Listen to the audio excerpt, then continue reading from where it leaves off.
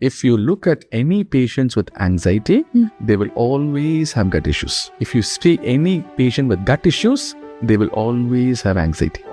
So let's say you eat pizza, burger, or any other ultra-processed food, which is high sugar, high fat, which is supposed to make you eat well because of the taste. You eat it, it goes, it doesn't feed the good gut bacteria at all.